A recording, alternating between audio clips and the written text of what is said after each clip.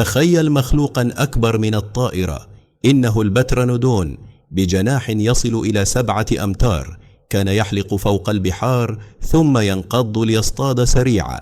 ومن هيكله العظمي نعلم أنه أكثر رعبا مما نتصور. مشاهده جماعة في السماء تشبه أسطورة حية. هل تتخيل مواجهته وهو يحلق فوقك؟ للمزيد تابعونا في عالم الديناصورات.